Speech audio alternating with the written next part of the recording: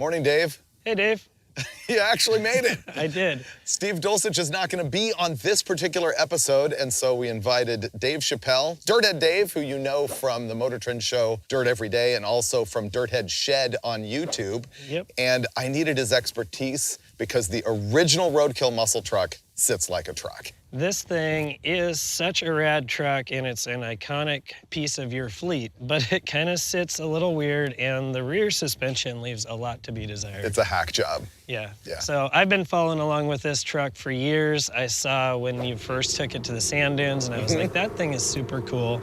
And I noticed you had done airbags on it, then you took airbags off of it. It's got a step notch, and I was like, gosh, this thing's sort of hodgepodgey. It's total hodgepodgey. But it's one of the coolest trucks, and it's got the platform to build whatever you want off of. So we're gonna chop it up. We're gonna throw coilovers on the back, hopefully build some sort of custom four-link. I ordered like a smorgasbord of parts, so we should be able to make something cool out of the back. And then at the last-ditch effort, he's ordering up coilovers so we can sort of sort out this front suspension. Yeah, we're gonna begin that, but first I actually have to wrench on a little bit because last time I saw the muscle truck was on an episode of Roadkill Garage where Dulcich and I installed 2 Holly Sniper EFI units on top of my supercharger, and I had to steal the fuel pressure regulator out of this, so I'm gonna fix that problem, and then we're gonna hit the road, but I'm not gonna do it alone because the fabrication master has brought his own Mustang II. You gotta see this.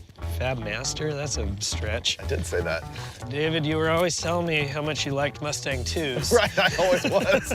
This thing is so terrible, it's flawless. I love it. He drove this thing 2,200 miles in the last week. Yeah, it's so rad. It's still got the crummy 2.34 cylinder. I did throw a Holly 2-barrel on it, which isn't tuned properly, but it gets down the road fine. It keeps up in the slow lane. And it's only cool because you completely fabricated it with nothing but elbow grease. That's what I think's great about it. It's super fun. cheap fun. I was not expecting to get to pair this up against the muscle truck by any means. Yeah. But I'm down to see what it'll do. I don't care. I think You drove it here, so I just wanted to do it. Yeah. I think our plan is going to be to road trip this thing and find a parking lot and just beat on our cars and have a good time. And I want to find out before and after if we're going to make the muscle truck worse or not.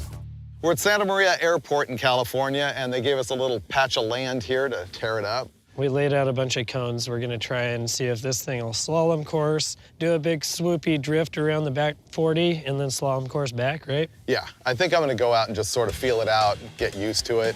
I think I can do the big drift on the big end if I practice. I don't think I'll do it the first time. All right. That thing is super rowdy. I don't know that I've ever driven anything with that much horsepower. He's out here like gonna rip it around like it's nothing. Yeah, I'm just gonna take it easy the first time here. That truck scares the crap out of me.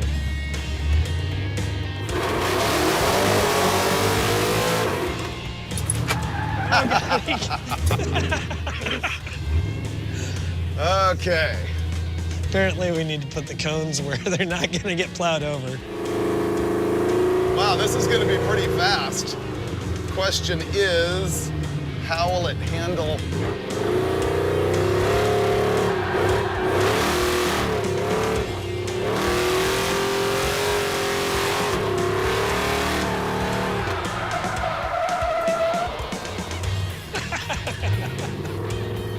That is a race car right there, boy. That was awesome. So it's overpowered, undertired, underbraked, and underskilled. Okay, one more. It's getting dark, and I want Dave to drive. You gonna time? Yeah, I'm gonna time it. Okay. Ready?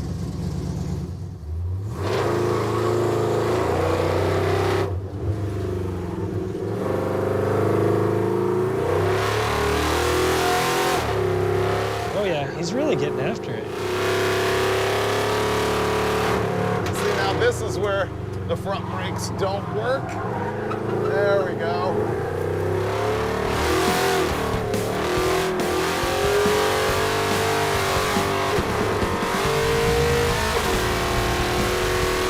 Oh dang, he's getting after it. Okay. Brakes are smoking hard. That's the brakes smoking. Yeah, they're all mad at you. Oh yeah, for sure. That's one of the problems with autocross. You really need brakes that won't do that. Why don't you give it a shot?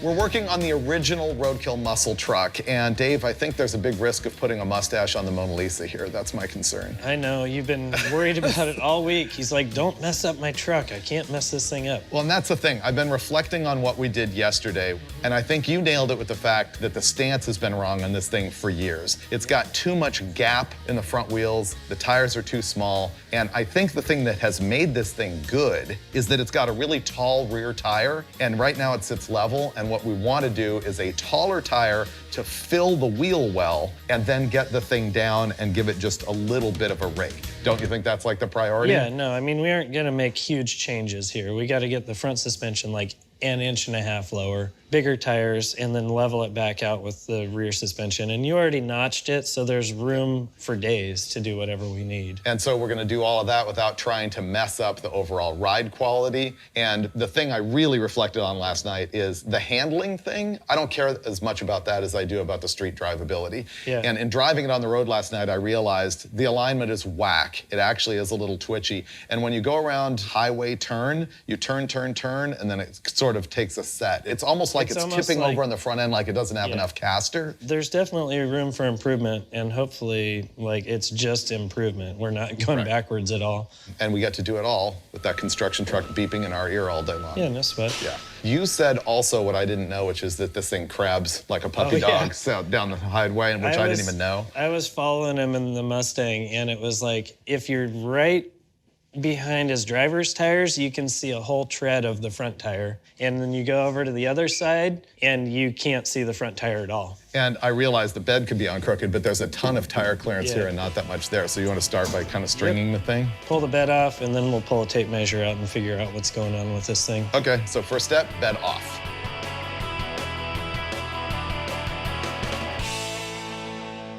With the bed off, we can get a look at my prior mangling from 15 years ago. Here's sort of the basics of it. I put a big step notch in it, my very first welding job ever. That's not bad. It's in there. It's obviously working. It's got airbag mounts that were never used. Oh, wow, my shock cross member is bent if you look at that. Yeah. And the shocks are way too far tilted inboard. It's kind of ridiculous. This is like old school rock crawler style. Like everybody used to tilt the shocks in because they thought they could get more articulation. Exactly. And they're air shocks, which is bad. The leaf springs are original, but I pulled a bunch of springs out of it to help drop it. And then it's got Caltrax bars on it, which are actually a drag racing traction device. You want to see the jump? Yeah, let's see how it does.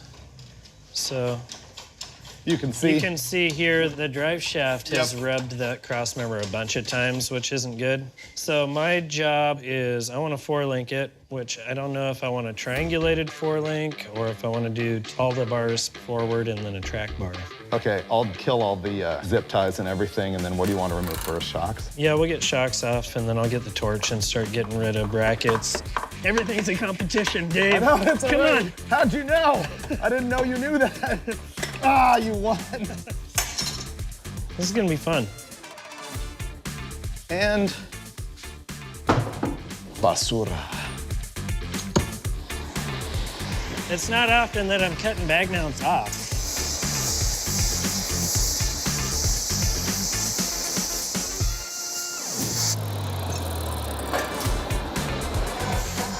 This bar definitely came out of an old car or something. It has that like rust and cat pee smell.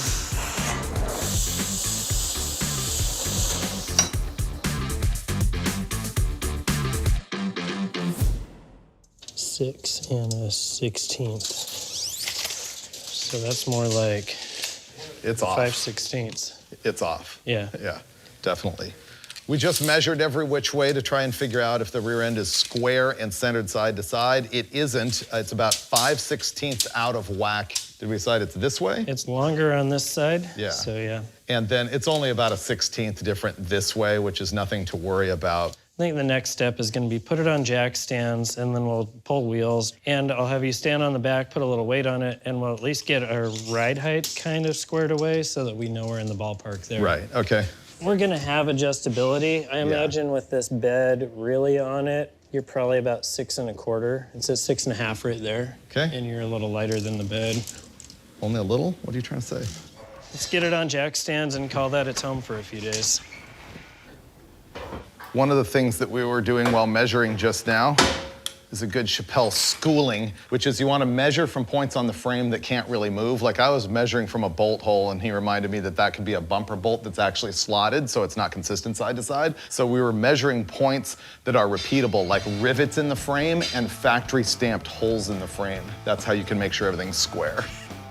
Now we've got it on 4 jack stands plus a wedgie one on the front to make sure that it doesn't teeter at all, and this is like where it's gonna be anchored for the duration of the project. The first thing that we're gonna do is mark on the ground where the axle center line is so that when we put it back together, the wheels are centered in the wheel well properly because we know they work well now. All right, cool.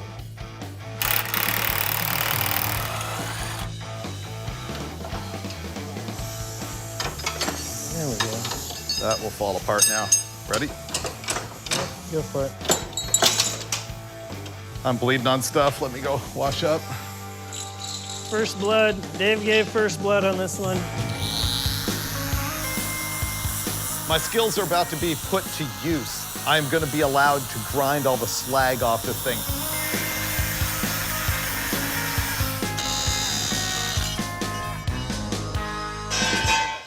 Now the demo is over and we're going to install our new suspension. This is mostly going to be a Chappelle, like make it up as we go along, but let me give you the basics. First of all, we're going to convert it to coilovers, meaning the shock with the spring on it that will hold the vehicle up instead of leaf springs. And then when you do that, you have to have a way to locate the rear axle, and we're going to do that with a triangulated 4-link. He knows how to explain that. The 4-link is pretty rad. We're using these parts from Barnes 4-wheel drive. This is all heavy-duty rock crawler stuff, but it's what I know, and I know it's strong enough for Dave's driving. So you've got the lowers that sort of locate the axle front to back, and then the uppers are triangulated. So those bars are gonna be going like from the center of the axle to the frame. Those triangles allow you to throw it into a corner and the axle will stay centered in the chassis. So this thing's gonna be good. We're going to sort of wing it. We're gonna locate things where they fit the best, and we will use our brains to make sure that we don't make it worse than it was. Well, that's your brain. I mean, Yeah. You'll see the erector set as we go. It's actually super cool, and I'll sort of explain everything also as we're going. Step 1, new cross member that isn't bent and smashed.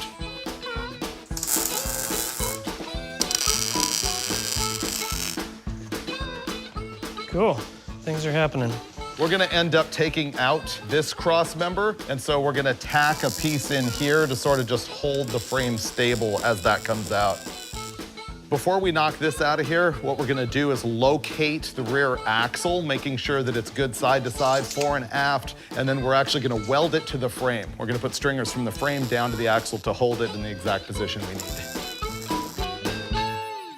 Now we're gonna get rid of this cross member because we have this thing in that's holding the frame from flopping around and the axle's all welded in. Dave's gonna come in here and just torch this thing out of here before we start to pop the rivets, and I'm gonna like manage wires and hoses so that he doesn't catch us on fire. By the way, notice the use of the water bottle with a hole stabbed in the top as a spray bottle.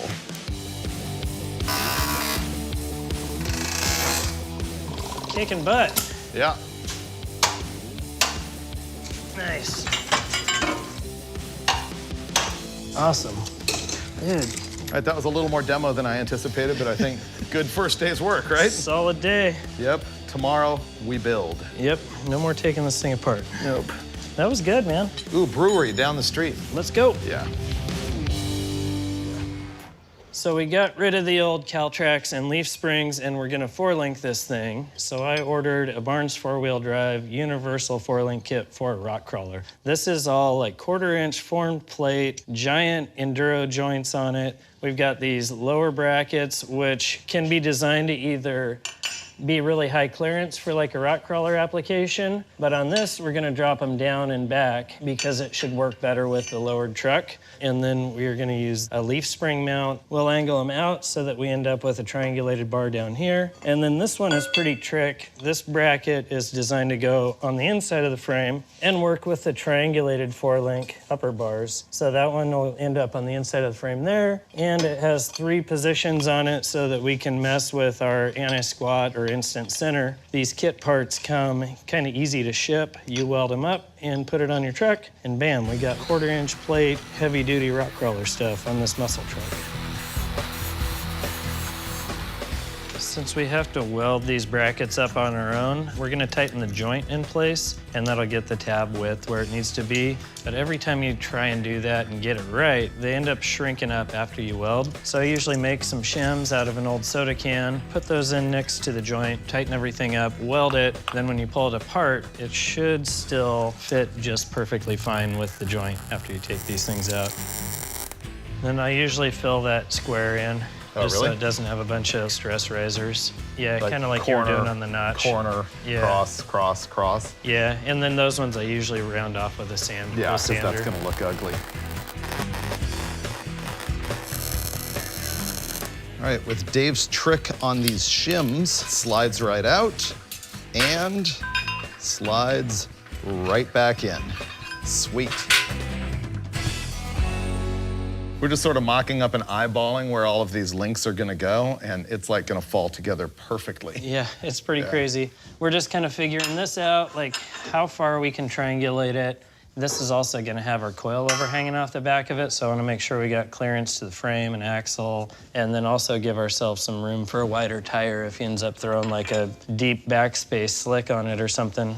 So, it is all coming together though. This bracket's gonna work without modification, that one's gonna work without modification, and even the upper triangulated link is just gonna drop right into the frame rail. And the ground clearance is gonna be actually better than it was with the leaf springs and Caltrax bars. Pretty rad. Keep going, go like an inch. So there's 26 inches. Yeah, that makes me happier. We're basically making a fixture right now so that we can duplicate this angle from one side to the next. This actually could be kind of cool just to leave it on there, like lop this off and leave it on there. And make it the triangulation, basically. Basically have that as a fish plate for the side of the frame. Yeah, it doesn't bother me. Let's tack these to the frame. I think we can. Go forward with it, just there. We're at 25 and a half. That's right in the ballpark. You think this is our guy? I think that's it.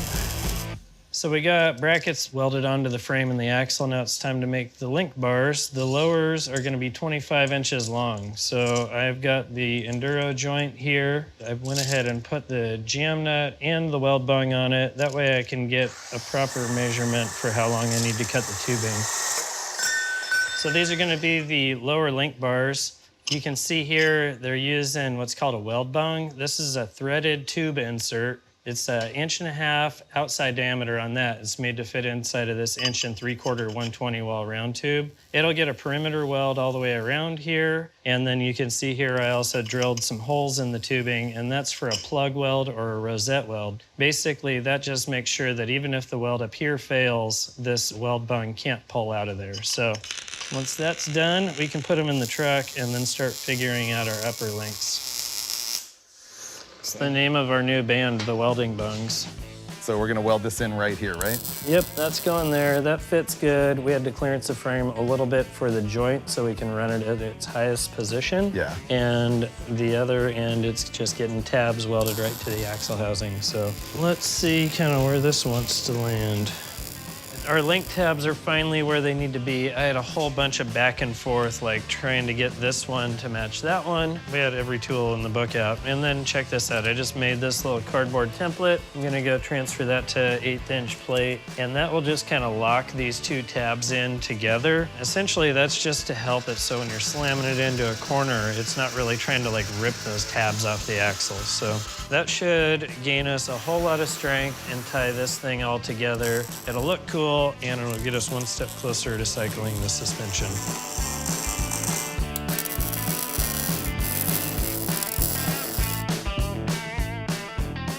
All right, first link going in.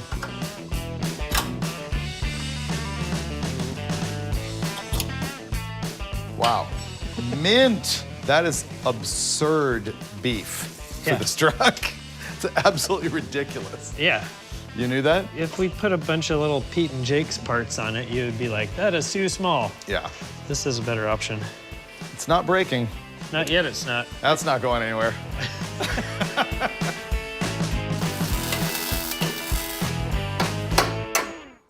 This is my last mock-up lower control arm. We're gonna install it. And even though it's just a mock-up, you gotta do it right. I wanna think about a few things here. First of all, you wanna put the little grease fittings where you can get them, which on this side is gonna be down. The other thing is, remember that there is a left-hand thread and a conventional thread on each one of these so that you can rotate the bar and lengthen it or shorten it. And I always wanna put the left-hand thread in the most easily accessible location because it's always a mind twister and I don't wanna deal with it like up like this behind me reaching up to the rear end or something. So I'm putting these on the frame side. There's one in. Whoa, like a glove. Wow, I nailed the adjustment on the bench. All right, now we're gonna cut off these braces that have been holding the rear end in place, put a jack under the center of the pumpkin, and we're gonna be able to cycle the suspension, and that'll be it for the night. All right, we're gonna cycle it, see if anything binds or does anything horrible. It's going all the way up. Yeah, give it some wiggles, check the articulation a little bit. Like this? Yeah, that's Wow, pretty good. This thing's a rock crawler. Yeah, gosh, it's cool. Yeah, it's really good. The OGMT is officially 4-linked, and I think everything's working as expected. We're gonna call it a night. Mañana, I think we're gonna do coilover brackets, and while Dave's working on that, I need to start tearing into the front end because we've got that airport rented again on Friday. Tomorrow's Thursday. We can do this. Yeah. Let's get out of here. We're out of here. All right, I'm gonna go ahead and give you a time. Okay, cool. 3, 2, 1.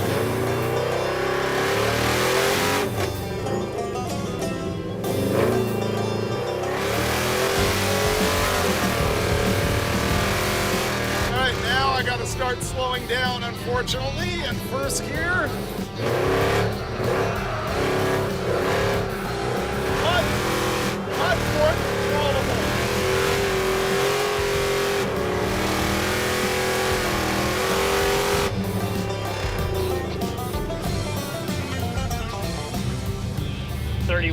.2. All right, same. Good job. Yep. You didn't ruin it. Nope, not ruined. It's a matter of the suspension actually moving instead of trying to lift the inside tire. Exactly. Cool. That's great. We have successfully not gotten invited back here, I'm pretty sure.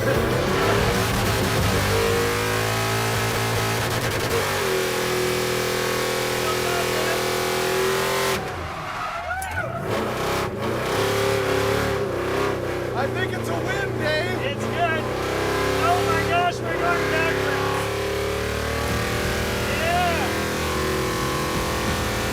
That's awesome. It's like so predictable too.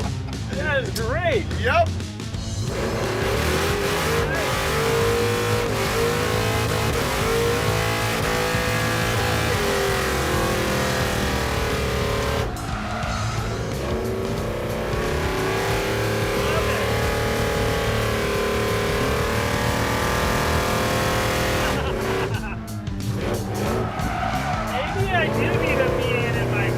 What? A V8 in my car. Yeah, you might. This is amazing. No wonder muscle cars are cool. Yeah, it's pretty good. See if it'll get around the cones. Let's see if it handles. Tires are warm.